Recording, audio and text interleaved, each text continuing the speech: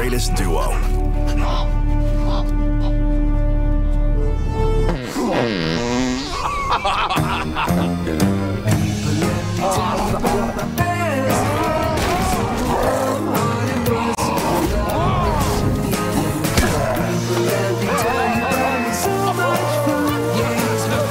There's nothing like a great duo.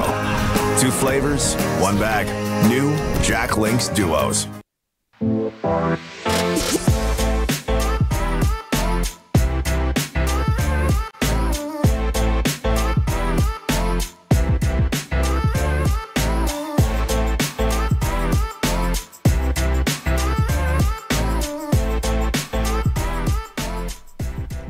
Welcome to the PFF NFL show. Not exactly sure why my computer screen is frozen right now, and all you can see is just me staring down. We'll fix that in a second. I'm Trevor Sikkema. With me is Dalton Wasserman, here to do a little bit of draft grades with you. Everybody's favorite exercise that we have here. We're talking about the AFC and NFC North today.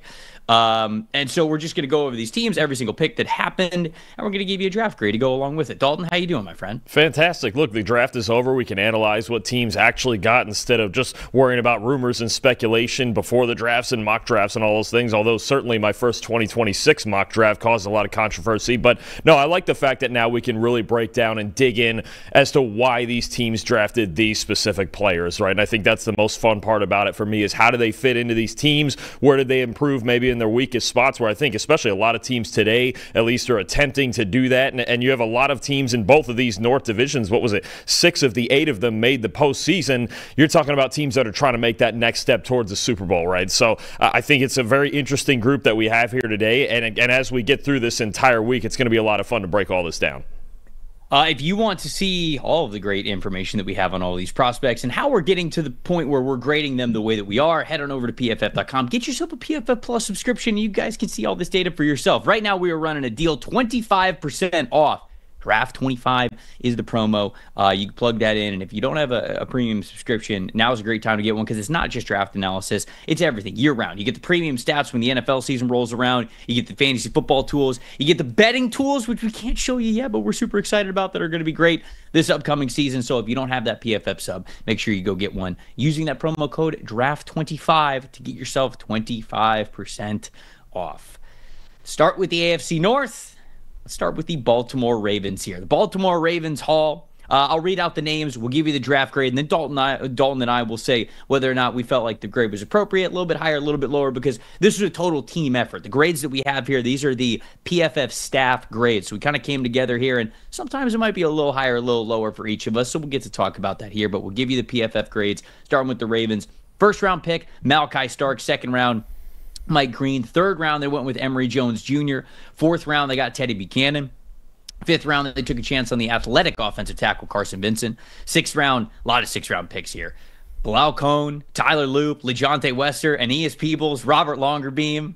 Incredible sixth round there. Absolutely loved it. And then in the seventh round, they got offensive lineman Garrett Dellinger. Ultimately, we gave this draft at PFF an A. So we're starting off with an A here, Dalton. What'd you think about the Ravens, and do you like that A pick for them here? Yeah, I think an A or an A- works. I think when you talk about the Ravens draft, you're talking about value. There's 3 guys that stand out to me. Their first 2 picks, Malachi Starks and Mike Green. Look, getting Malachi Starks at that value that late in the first round and the way he fits into their defense at safety along with Kyle Hamilton, along with Ardarius Washington, and I think what he allows them to continue to do is have Kyle Hamilton back there at free safety. That's what worked so well for them in the second half down the stretch last season. Once they moved him back there and they had Washington playing more of a box role, they moved Marlon Humphrey into the slot, they had arguably the best secondary in football for that stretch. Now, with Starks in there and you still have Washington, Starks has played in the slot a lot, 27% of his career snaps at Georgia in the slot, while 48 were at free safety. So I think it gives them that extra level of flexibility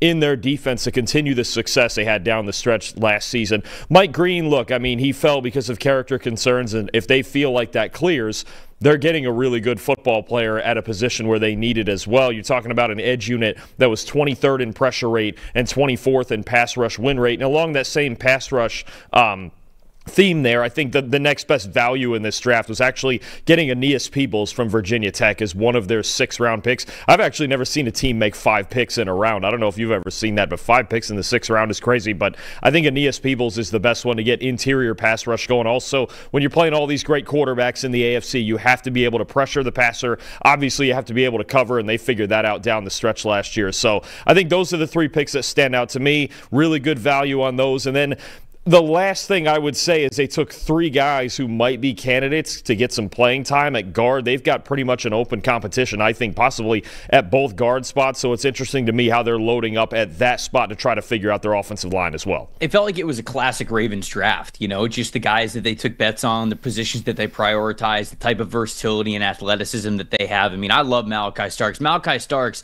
and Kyle Hamilton in the same secondary seems unfair. It really does. That's a great combination there, and we saw what the Ravens were able to do, sort of adjust in the second half of the season, right? They were really struggling from their coverage unit in the first half of the year, and then they were able to switch things up because they had guys that were that versatile to do so. And the second half of the season, things really started to come together for them, and they were able to play really well on the back end. So having a guy like Malachi Starks only makes you more malleable, and you just have the ability to form a lot of different coverage shells and a lot of different matchups there with guys like that. I like a lot of the 6th-round picks. I mentioned it was a great 6th round for them. I love Aeneas Peebles, maybe just a designated pass rusher type of an interior player, but I like him as depth. I like what he was able to do this past season with Virginia Tech. Very high pass rush win percentage there for them. And I like Robert Longerbeam a lot. I think that this is a slot stud. I was watching him in person at the Shrine Bowl, and this is somebody who the stop and start ability that you have to have as a slot defender was excellent. And I felt like he was great value in the 6th round. I really do. So I like him for this Ravens defense.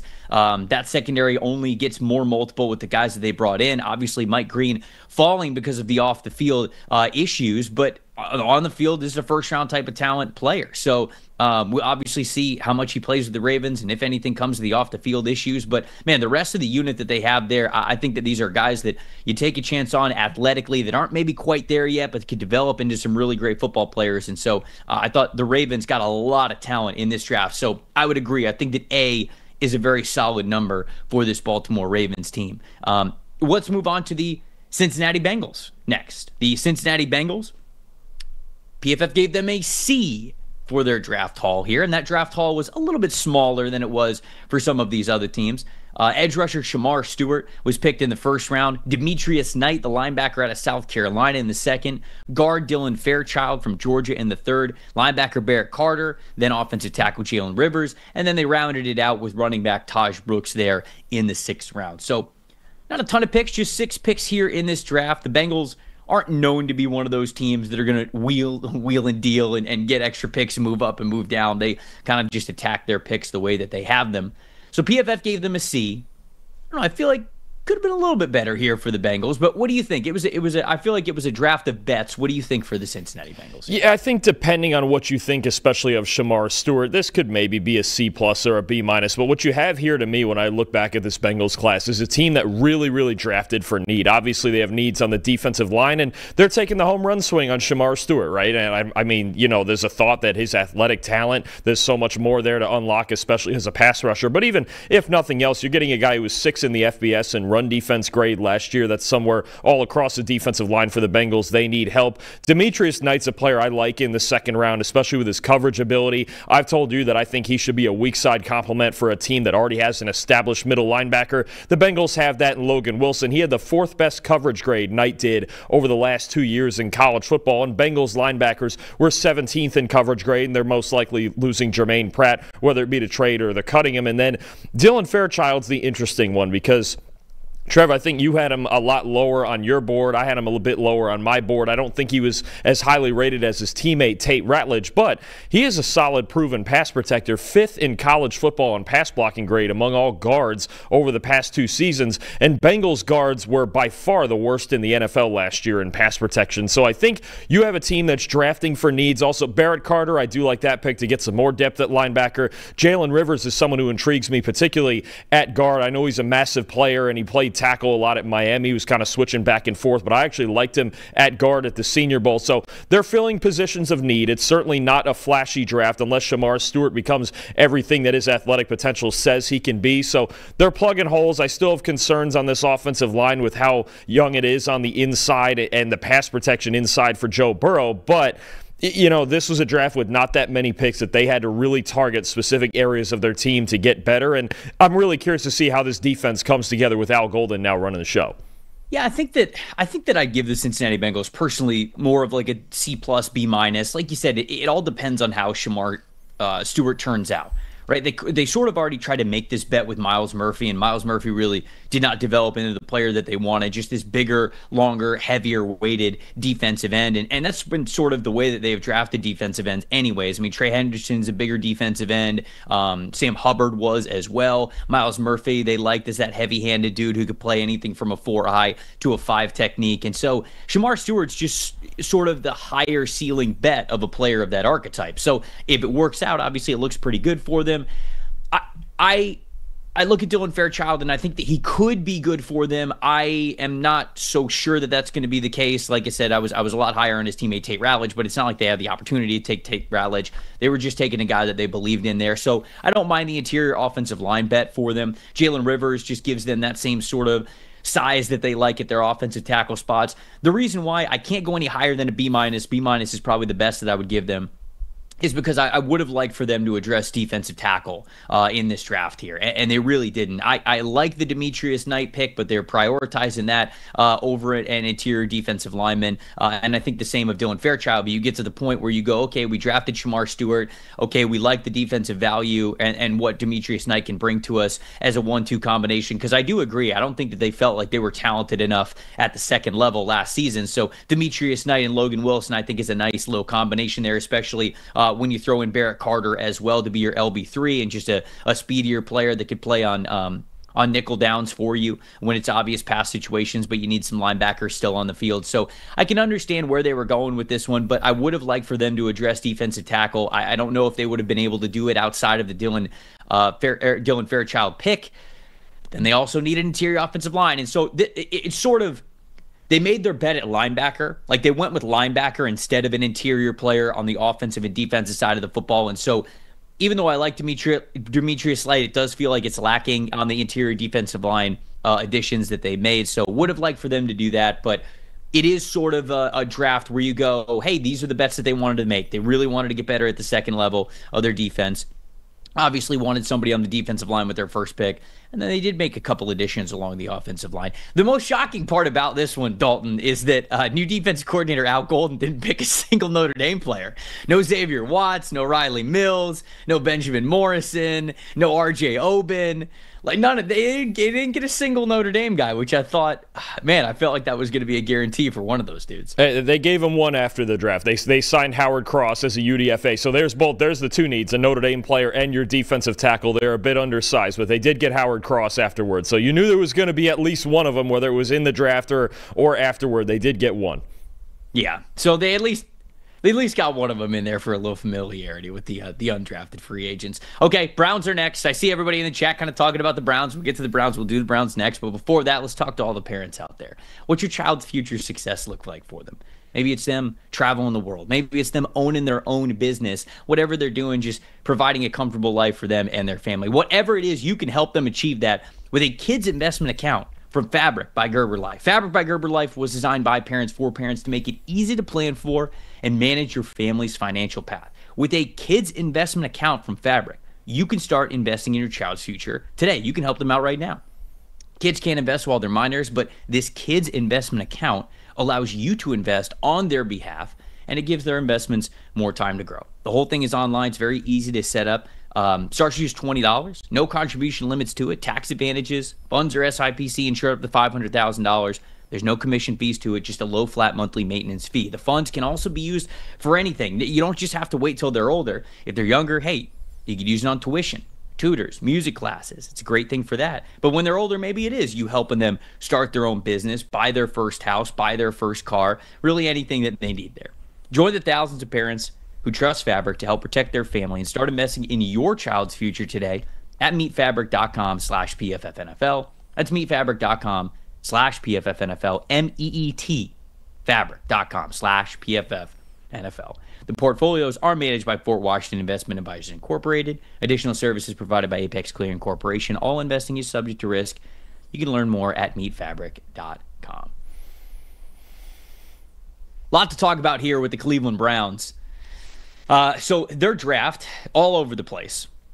You have to start off at the top. They take Mason Graham at number 5 overall, but the story of that also involves them trading back from number 2. So they get an extra first-round pick next year. They got an extra second-round pick this year as well, which goes into their draft haul, but they pass up on Travis Hunter to do so. We both like Mason Graham a lot, so I'm very curious as to how you sort of analyze that move in this draft.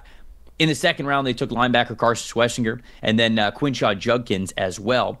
In the third round, Harold Fannin Jr., the tight end from Bowling Green, and then quarterback Dylan Gabriel at the back end of the third round. Fourth round, they went with running back Dylan Sampson, so double dipping on running back a little bit there. And then, of course, in the fifth round, pick 144, they stopped the slide of Shedeur Sanders for their second quarterback of this draft haul. The PFF staff gave the Browns a C+ for their draft grade here and how they navigated everything that went into it. Dalton, is that harsh? What do you think of this draft class overall?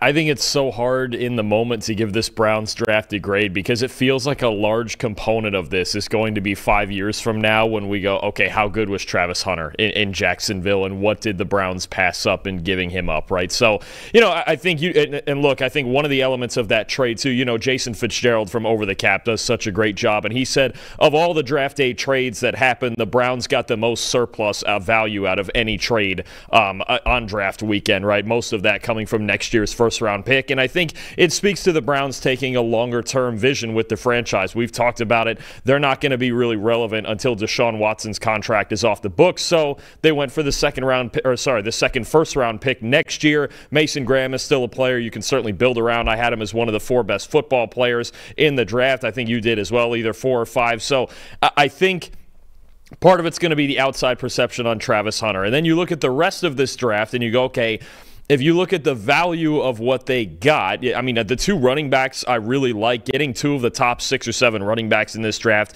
in Judkins and Sampson, I think is a really good move to just reset this backfield right away. Getting Shedeur Sanders, the player, in the 5th round is an incredible value. Getting Shedeur Sanders, the lightning rod, controversial figure, we'll see where that goes the rest of the summer. I also like this landing spot for Harold Fannin Jr. I was curious where he would end up, but I think at the end of the day, we're going to be judging this Browns draft on 2 things. What did they pass up in Travis Hunter? And what do they do with the extra first-round pick next year, right? So I think it's a long-term vision. The one thing I was surprised about, and I was talking to somebody in the Cleveland media about this yesterday, not a single wide receiver or offensive lineman drafted here. And, I mean, obviously the 2 quarterbacks is the controversial part, but also 2 running backs, defensive tackle, linebacker, tight end. There's a lot of that some people wouldn't consider premium positions, right? And they have dire needs at wide receiver outside of Jerry Jeudy. They are going to have a dire need certainly next year with a lot of their offensive linemen on expiring contracts this year. So I think that's the part, especially offensive line, maybe even more so than receiver. They need help there. They've had a lot of injuries. That offensive line's getting older. They got to start building for the future. Maybe next year's 2 first-round picks are just both offensive linemen. I wouldn't even blame them at that point. But I think there's some things to like about this. There's some things not necessarily to like about it, and then there's a whole lot of in-between that's going to be determined over the next several years.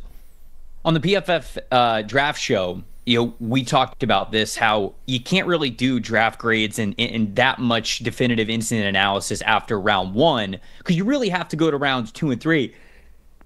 Woo! Excuse me. Before you actually judge a draft haul, because you have to look at everything that they were thinking. You have to think of their strategies, all that kinds of stuff.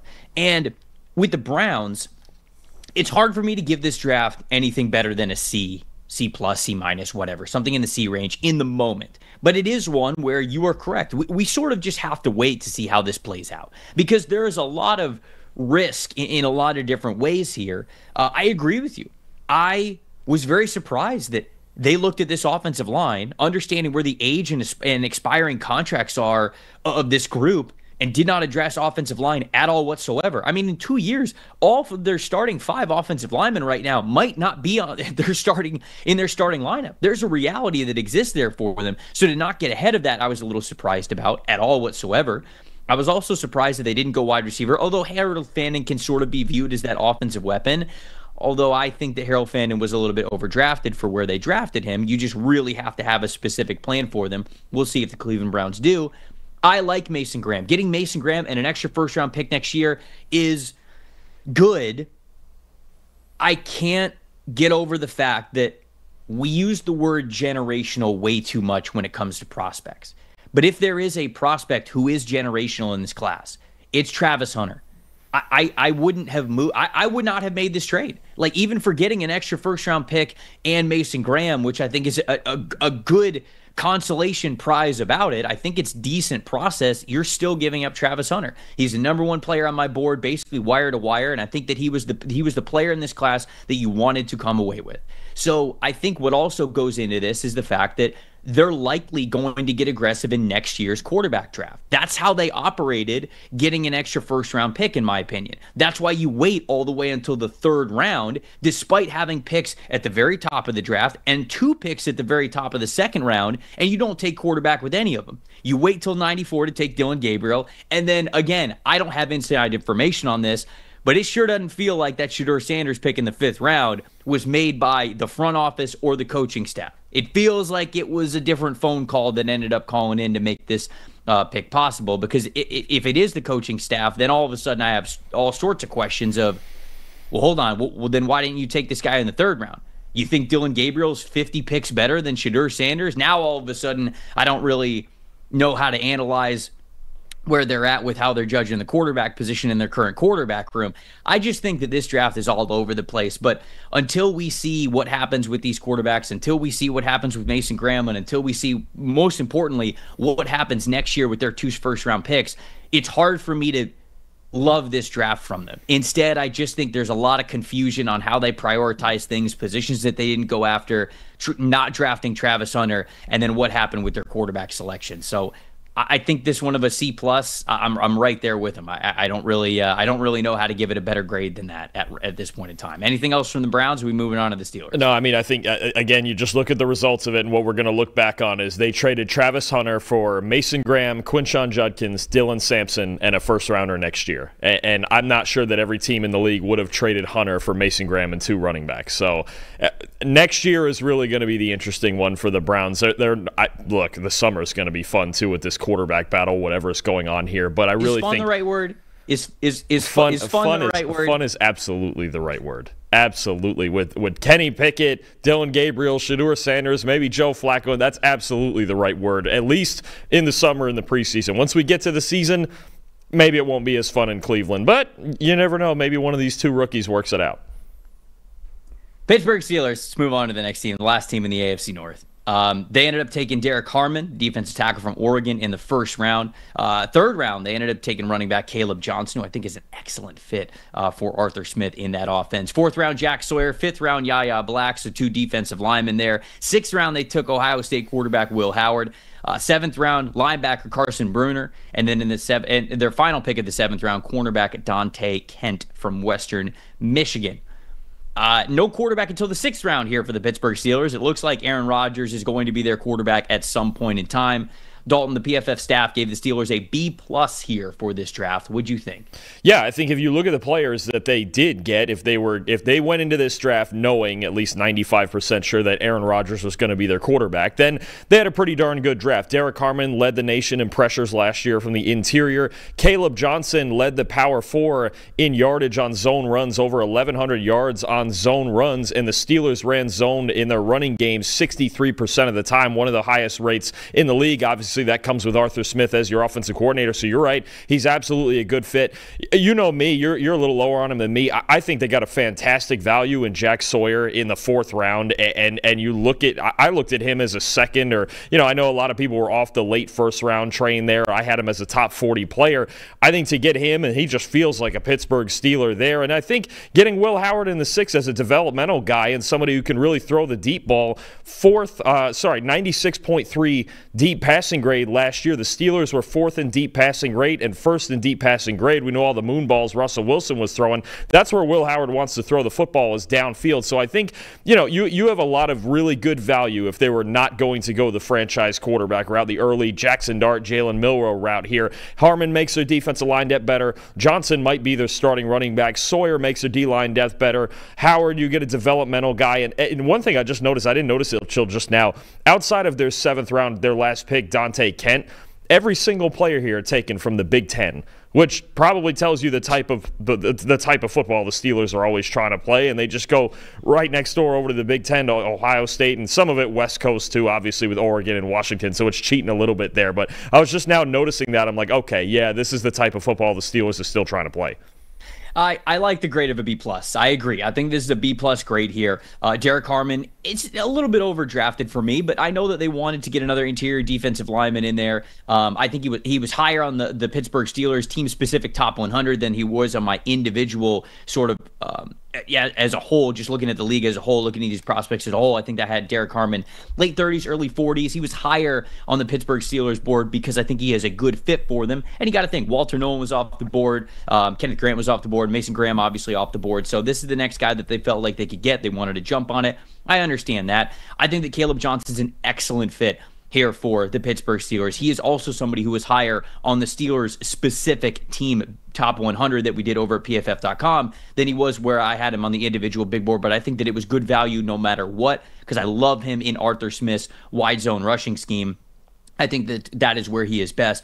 Jack Sawyer, for as much as, I sort of push back on people who wanted Jack Sawyer in the 2nd round, 4th round's nice. 4th round's really nice. I think he's a solid defensive lineman. I think somebody who's going to be a good run defender. I don't know if he'll ever be, the athlete enough to be a good sack player in the NFL, or at least a consistent backfield player in the NFL, but he's very technically sound. He's going to be where you want him to be, and I think he's going to be able to defend the run for you as a nice rotational player. I'm not a big Yaya Black guy, so I felt like that was a little bit of an overdraft, but so be it. They're just trying to get bigger in the trenches and get younger guys in the trenches. I actually love Will Howard. Will Howard was my QB4 in this class. I'd have been comfortable taking him where Dylan Gabriel got taken in the back end of the 3rd round, early part of the 4th round. So to get him in the 6th, I thought was very nice for them. Carson Bruner can be a special teams demon, and his dad is a scout for the Pittsburgh Steelers. And so a little bit of a feel-good story there that I liked. And then I think Dante Kent, a depth guy, but most likely a guy who's going to make a name for himself if he sticks on the roster in special teams. So I like the B+ here for the Pittsburgh Steelers. I think they did a nice job outside of addressing quarterback early, outside of, passing on Shedeur Sanders a couple of times. Very clearly, they were not in on Shedeur Sanders, and they didn't want to draft him wherever it was because they had multiple chances to do it, not just at 21. So they were not going to draft him. Looks like Aaron Rodgers is going to be their quarterback, and with that being their total game plan there, I do like what the Pittsburgh Steelers did, giving them a B+. Let's move over to the NFC North. Let's talk about the Chicago Bears first. Chicago Bears Hall in the 1st round at number 10 overall. They went with tight end Colston Loveland over Tyler Warren. Interested to hear what you think of that and if that goes into your draft grade and how they drafted. 2nd round, they go with Luther Burden, but also Ozzie Trapillo and Shamar Turner. So a couple of trench picks there in the 2nd round with their 3 second-round picks. 4th round, linebacker Ruben Hippolyte, who is just a RAS god, just going to be a speed demon for them, probably on special teams. 5th rounder, they went with another athletic bet to make, the long and lean cornerback from UTSA, Za Frazier. 6th round, Luke Newman, another guy who was a great athlete at his position. And then they waited all the way to the 7th round to get a running back, but they did get a powerful one who I think is going to be a fan favorite when it comes to training camps and during the season. Running back Kyle Monangai from Rutgers. Our staff gave the Bears a B+ here, Dalton. Do you think that's fair? What do you think of this haul? Yeah, I think that's fair. You could even maybe argue an A- for the value that they got, especially on Luther Burden. I think that's the best pick out of this entire haul here to get him at number 39. I thought there was some teams in front of him that made a real mistake passing on Burden. The fact that you add him and Colston Loveland to this offense, I think between not just the talent of these players, but the flexibility they both give you alongside DJ Moore, Rome Odunze, Cole Kmet, the rebuilt offensive line, Ben Johnson calling the play plays. It feels like right now the possibilities on this Bears offense are endless. And the one thing I want to emphasize with these two players, okay, the Bears were 29th in the league in slot receiving grade last season. Most of that is Keenan Allen just didn't get what they wanted to out of him, right? Luther Burden the last 2 years is 7th among all college receivers in slot receiving grade, okay? Colston Loveland is second behind Harold Fannin Jr. in slot receiving grade over the last 2 years among all college tight ends. So I think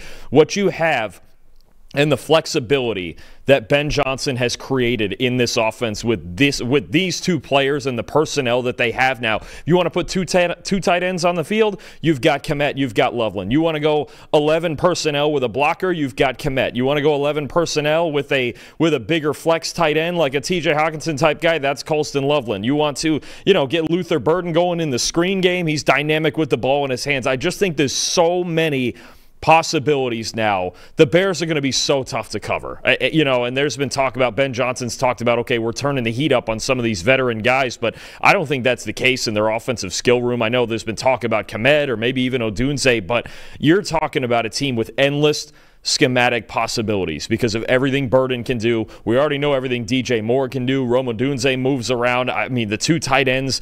I love this. I just love the weaponry and the way that Ben Johnson's completely reinvented this offense. In theory, Caleb Williams' life could not be easier with the personnel around him. He just has to go out there and execute. And I think the idea that they're going to put more of the run game into this offense, right? Obviously, Ben Johnson's going to want to run the ball. They're going to put easy throws in this offense with Loveland and Burden and DJ Moore. Everything about Caleb Williams' life in this offense should be easy. He has to just go out and make the throws. But they look like a dynamic skill unit right now with these first two picks added in. Yeah, I like the B+ grade. I could also give them an A-, honestly, because it kind of comes down to what you think of two selections, in my opinion. Luther Burden and Shamar Turner. Those are pretty much the two that I think are different. Because for as much as, all right, Colston Loveland over Tyler Warren, if you were a Tyler Warren guy, which I had Tyler Warren a little bit ahead of Colston Loveland, but I can understand why they would gravitate a little bit more towards the receiver, the guy who's going to be a little bit more of a flexible slot and X receiver for you, rather than somebody who's going to be an inline and slot type of a tight end for you like Tyler Warren was. So I can understand the Colston Loveland pick. I think that's fine, even though I had Warren ranked above Loveland. You can't be too much of a stickler there, I don't think, because both of these guys are really good. And then the Ozzie Trapillo, I think, is a damn good offensive lineman. And to not overly focus on offensive line, to take one at number 10, but to still get one where they got Trapillo in the second round, you wonder about the scheme fit a little bit because he's more of a man and gap, more of a power run scheme type of an offensive tackle. But he's still a really good player. So I think getting him as a swing backup who could play left and right tackle for you as your preferred third offensive tackle on the team behind Braxton Jones and Darnell Wright, to me, that's great. I still like that pick, independent of maybe there being a little bit of a philosophical run game difference between what he can do and what the Bears might be leaning into. I think that what we're thinking Ben Johnson might do is sort of just based off of what he did in Detroit. And it might be a little bit different in Chicago. I like Shamar Turner. And Luther Burden was wide receiver 2 for me. So to get both of those players, especially to get Luther Burden in the second round, especially for a coach like Ben Johnson to get a player like Luther Burden, I love it. Now, you get a little bit further, Hippolyte, Zach Frazier, or Za Frazier, Luke Newman, those guys are sort of just athlete bets that you're making on day 3. Totally fine with that. Ben Lindsay on the PFF betting show before the draft started was talking about how since 2019, no general manager has drafted more towards relative athletic score, so basically weight-adjusted athleticism, than Ryan Poles for the last 6 years. And so it makes sense that he's taken his chance on athletes in the third round. We sort of saw that coming. I think some people might look at this and say, hey, why didn't you address running back until the 7th round? I can understand that, and that's, why this isn't like an A+ type of a draft, but I still think it is in the A- category because I think they got really good football players, and it's a long-term thing, right? It's a new regime. It's a new coaching staff, so they're really just trying to retool the roster, the guys that Ben Johnson's going to want, and I think this is still one of the most complete rosters in the NFL. So hard to give the Bears anything less than a B+. I'd even talk about putting them in the A range at an A- because of who they brought in and how impactful I think that those players can be. Yeah, I think I just look at this NFC North, and we're going to obviously talk about the other three teams, but you go, three of them made the postseason. The Bears were in last place, only winning 5 games, and yet this is the offseason that they've had to try to bridge the gap. I think this division is going to be so much fun to watch again this year because you have 4 teams with boatloads of talent. I think you could very well see all 4 of them in the postseason race. Somebody was saying Darius Alexander over Shamar Turner would have made it an A for me. I don't really know what they're going to do with Shamar Turner, right? Because I've talked about it before.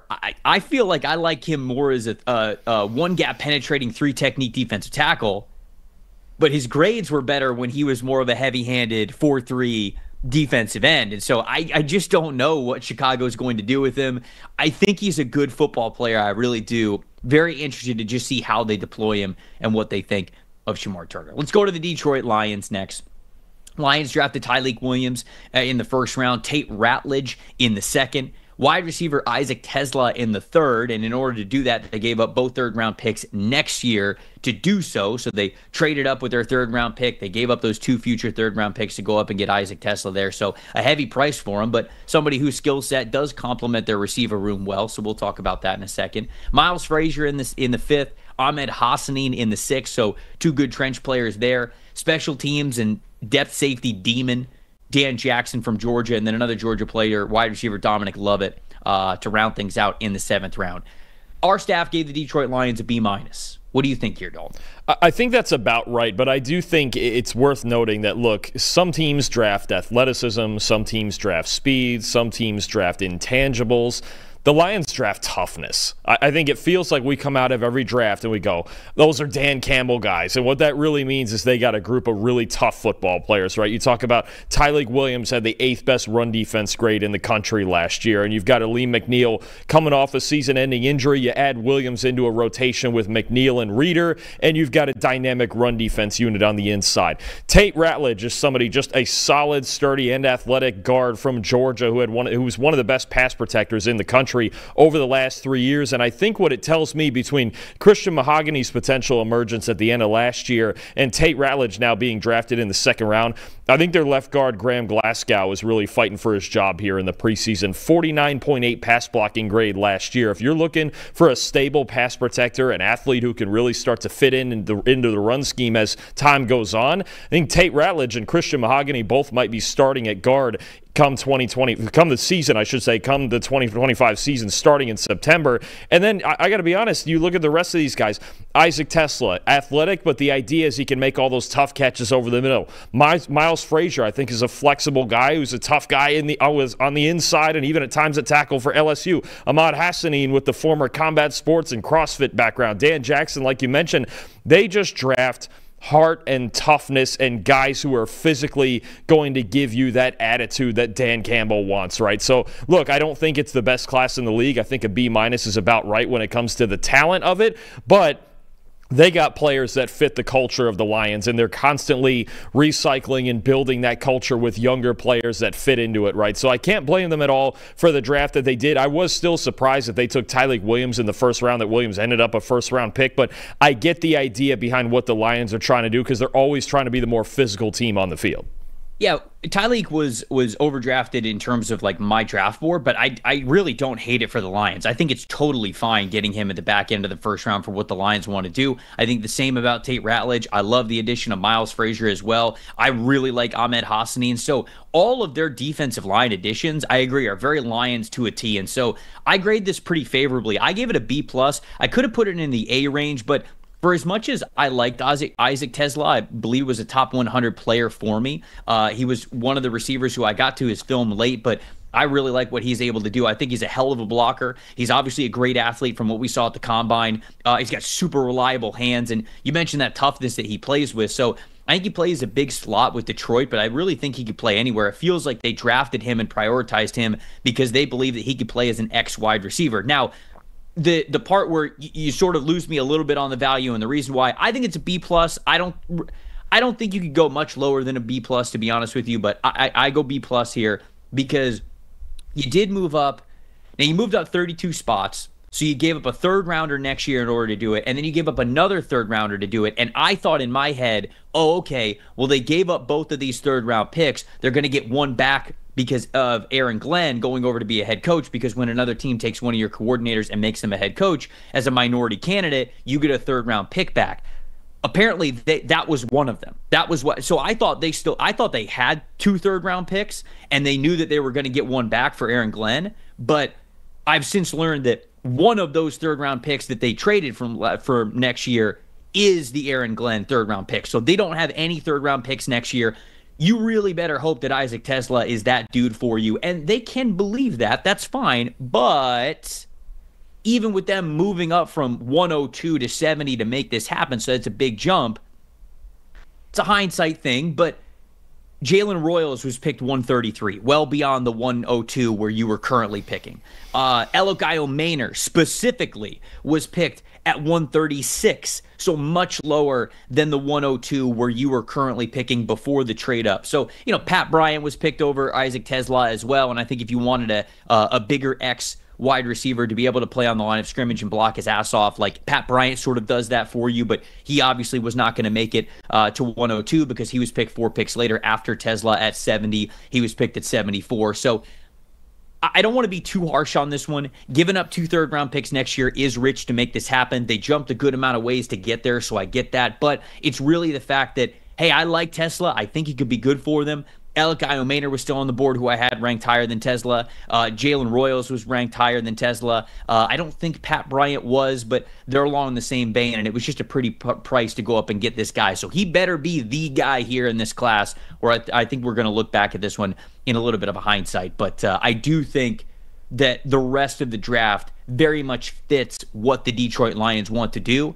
and I'm always going to look at your drafts favorably if I think that the scouting staff and the coaching staff were in sync on the players that they selected. Yeah, and I think when you talk about round 3 and beyond in those trades, you do talk about, okay, just if you want that guy, just go get him. Find a way to go get him. That's what they did with Tesla. And the other fun stat I like on him, too, is 100 career targets at Arkansas, which isn't all that many considering the couple of years he was playing, but 100 career targets, 0 drops. His hands are like vice grips, and you think about him taking all those intermediate in cuts that are in that Lions offense and just catching everything over the middle. So I think that's what they're looking for. Still obviously have Tim Patrick, Jamison Williams, Amon-Ra St. Brown. He doesn't have to play a major role early on, but there's something there athletically to develop.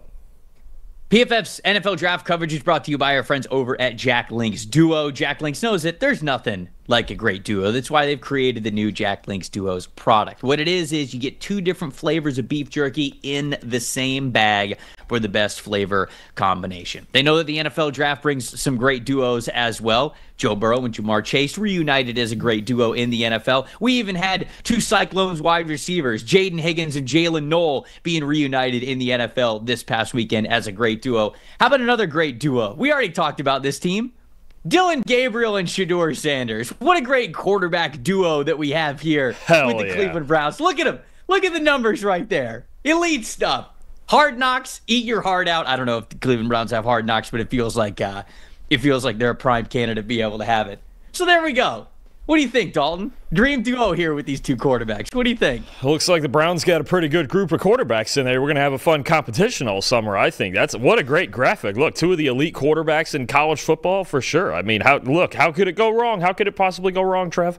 Throw in Super Bowl champions Joe Flacco and Kenny Pickett, and you've got a feared foursome that we have there in the quarterback room for the Cleveland Browns. A couple of flavors that Jack Link's Duos has in their product line. Mango and jalapeno is personally my favorite. You get the sweetness, you get the heat. I absolutely love that one. I know some of you out there, original and teriyaki, that's your vibe. They've got buffalo and ranch as well. Find Jack Link's Duos wherever you get Jack Link's beef jerky, local convenience stores, or even select Walmarts as well. All right. Let's keep rolling along here in the NFC North. Let's talk about the Green Bay Packers next. And can I just say, shout out to Packers fans and the people at Green Bay.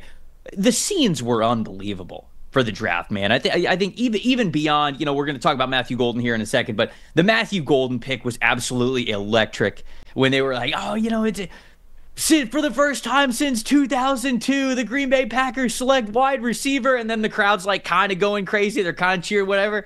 They said, Matthew Golden, and the crowd just absolutely erupts, and they go crazy. And they should, because I think that this was the perfect wide receiver to get for this offense, specifically for Jordan Love. So they take Matthew Golden in the first round, offensive lineman Anthony Belton in the second round, Savion Williams, the wide receiver from TCU, in the third, Barron Sorrell and Colin Oliver there in the fourth and fifth, which I really liked. Went defensive tackle Warren Brinson from Georgia in the seventh, and then sixth, and then two seventh-round picks, cornerback Micah Robinson and offensive tackle John Williams. Our staff gave the Packers a B- here because there are some conversations to have about some of those guys that were picked on day 2. What do you think about this one, Dalton? B-? You higher or lower on this one? That's probably about right. B-, C+. I'm not really sure where Anthony Belton fits in, especially as a second-round pick. It seems like, do they not have enough faith in the Rasheed Walker at left tackle? The right guard situation was wild last year with Sean Ryan and Jordan Morgan. Jordan Morgan with a lot of injuries as last year's first-round pick. There were games when he was healthy, when he was even rotating with Sean Ryan, and I just think they're trying to figure out. They're throwing darts at this offensive line right now, especially with those two spots that are open. And Belton, too, you've mentioned it. You think he could be a guard. Maybe he stays at left tackle. We don't know how the Packers necessarily view him, but I really want to dig in on the Golden pick and what it does for this offense and Jordan Love. This is something you're going to hear me talk about a lot over the next few months, is that they got to get Jordan Love back in the good habits that he showed down the stretch of 2023, okay? So when you talk about Jordan Love, Golden, yes, has the blazing speed, and you're going to think about the deep ball and the home run ball, but that's not really what this Packers offense was missing. What was missing was the throws into those intermediate windows underneath the deep routes, right? And you look at, so week 9 to the end of 2023, when Jordan Love got blazing hot, he was 4th in the league in intermediate passing grade, and he was throwing intermediate passes 21% of the time. Last year, Trev, he was 35th in intermediate passing grade among qualified quarterbacks. He wasn't even in the top 32, and he was only throwing them 16% of the time. The entire idea for this, for me, and yes, Golden had nearly a perfect deep receiving grade at Texas last year, but it's more about the threat of Matthew Golden over the top that Christian Watson couldn't give him because he was always hurt. That speed threat to keep safeties out of those windows and out of just sitting in that 15-yard range so Jordan Love can throw balls over the middle into those windows. That's the biggest part to me. I don't think it's a thing where we need to sit here and expect Matthew Golden to lead the league in receiving. That's not the idea. The idea is to open things up for this entire offense because Love was better as a point guard, as a distributor to everybody, getting the ball into that 5 to 20-yard range where he can really slice up a defense and then get over the top after that. So I think that's what this draft really needed to be about. That's what the Golden selection is about, is getting the good habits back in Jordan Love, because last year he had too many bad habits of trying to force deep balls and then not knowing what to do from there. If you go back and look at the second half of 2023, that's a different quarterback than we saw last year, but we need to see that guy for the Packers to get deeper into the postseason. Yeah, I think that with the Matthew Golden selection, I agree with you. His presence, I think, means a lot for this team. And I don't mind a B- here for the Packers. I think, what was my individual grade here for them? I gave them a B. So right around the same thing. I do have some questions about Anthony Belton, especially because he just signed Aaron Banks, excuse me. So it's like, okay, well, what's going on with the offensive line? But hey, maybe they're just trying to prioritize the offensive line. They don't feel good about the super long-term plan with the guys that they had there. I think that Belton can be a guard or a tackle. I like him the most at offensive guard, but hopefully that frees up Jordan Morgan to be able to play offensive tackle for you. So maybe that is the plan that they have there. I don't want to be too harsh on that one because I do really like Anthony Belton as a player. He was drafted a little bit higher than where I had him in my rankings, but I like him as a player. I think he could be a starter at guard for you. Savion Williams is just an athletic bet to make. So he's got some eye-popping plays. They're just inconsistent, but they're trying to get new talent in that receiver room because I've said this so many times over the last couple of weeks. Very real possibility that Romeo Doubs, Christian Watson, Dontavian Wicks are all off of this team by the time we get to next offseason. So you needed to get ahead of it, not just with Matthew Golden, but also obviously they picked Savion Williams there.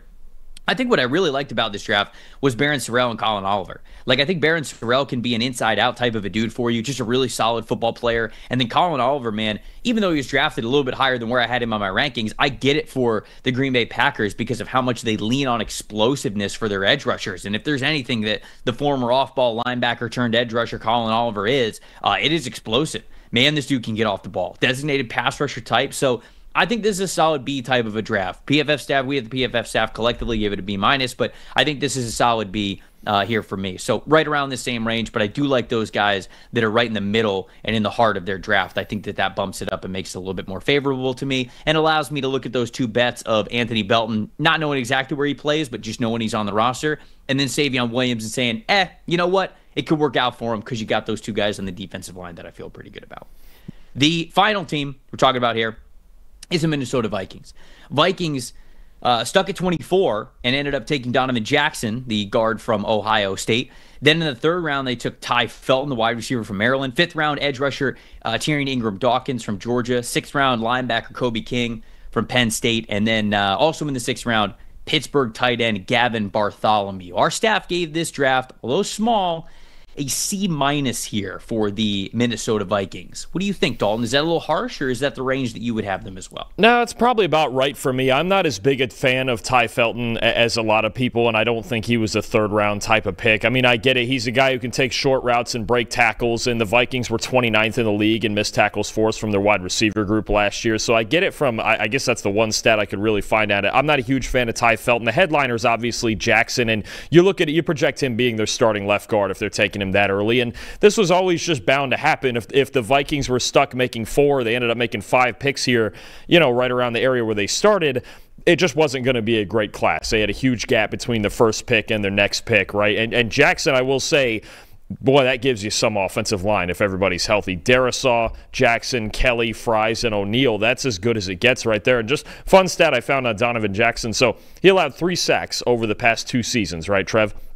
One of them was to Mason Graham, and 2 of them were to Abdul Carter while he was playing in his first ever start at left tackle. So as far as pass protection goes, and you're replacing a guy in Blake Brandel who gave up the most sacks and the second most pressures in the league last year, I think, look, if they couldn't trade down, maybe they tried to and just couldn't find a match or a trade that they liked, then go get a surefire starter. I know, the talk is going to be, well, was Donovan Jackson overdrafted at 24? Well, not really, because they weren't going to be able to get him if they didn't take him at 24. So again, if that's your only option, get your guy. You could talk about an overdraft or whatever, but especially with Gray Zabel and even Tyler Booker already gone, it's really the only option they could have taken at 24 there if they were going to go interior offensive line. This is a complex draft for me, and my thoughts on it are a little, I don't want to say all over the place, but I also gave it a C. I don't love this draft, and I don't love it mainly because here's the layers of it and how I want to talk about it. I agree with you. I don't think that they could have gotten Donovan Jackson if they traded down, but I can't give them very much leeway to saying, hey, maybe they didn't find a trade partner when one pick after them, the Giants just gave 2 third-round picks to trade up with the Houston Texans, number 25, and then one pick after that, the Falcons gave up a future first-round pick to move up to 26 to go get James Pierce Jr. So I have a very hard time believing that they could not have found a partner to trade down, because I bet both of those teams also called the Minnesota Vikings knowing that they only had 4 picks and they were going to want to make a deal. So I think that they had multiple deals on the table that they said no to, especially because Howie Roseman trading up from 32 to 31 to get Jahad Campbell. Howie said afterwards, he's like, we were trying to call teams earlier and try to trade up. I wonder if they were even calling all the way up to number 24 to say, like, hey, we'll give you 32 and you're not popping back that far. You still get a pick here at the back end of the first round. I wonder if those trade talks happen. So to me, I have to believe that the Giants and the Falcons both called the Minnesota Vikings and they said no to both of these trades in order to draft Donovan Jackson. That makes it less ideal for me, them sticking at number 24, especially because not only am I lower on Ty Felton, you picked him in the 3rd round when you did not have to do that. You've got 3 wide receivers that you really like on this team.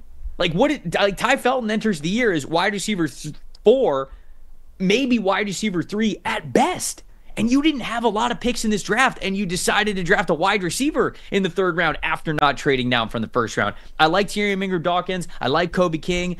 Gavin Bartholomew is a decent depth tight end, but I don't love how the Vikings went about this draft. I think that Donovan Jackson, like you said, now that he's on the team, probably forms one of the best offensive lines in the NFL, and I think that's worth noting.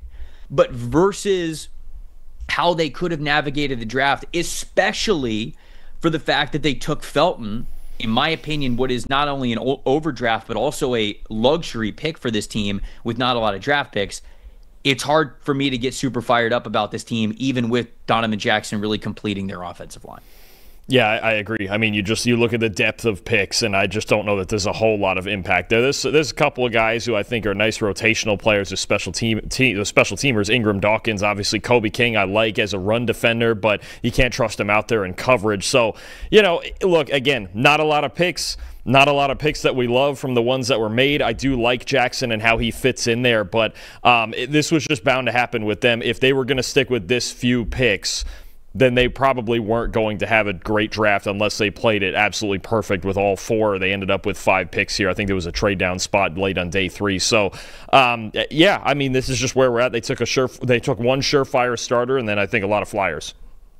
If you're watching this video and you're not subscribed to the channel, please do so. We're going to be having draft grade episodes for you guys all throughout the week, and then getting into more in the details, how these players can fit, and some rookie expectations, everything in the weeks that follow as well. So if you're not subscribed to the channel, we would love for you to sort of join the family here. Make sure you hit notifications so you don't miss an episode. Like the video as well. It really helps out the channel. We'd appreciate it if you guys did that. Again, you can get 25% off a PFF subscription if you go over to PFF.com right now and use the promo code DRAFT25, and that's not just for draft stuff. It's a full year of PFF for 25% off. Now's a great time to go get it. We're going to be having draft grade episodes just like this one throughout the entire week as we get through every single team in the NFL. Tomorrow, we're talking another 2 divisions. For Dalton Wasserman, I'm Trevor Sikkema saying thank you guys so much for watching and listening to the PFF NFL show. We will see you guys for another draft grades episode tomorrow. See you then.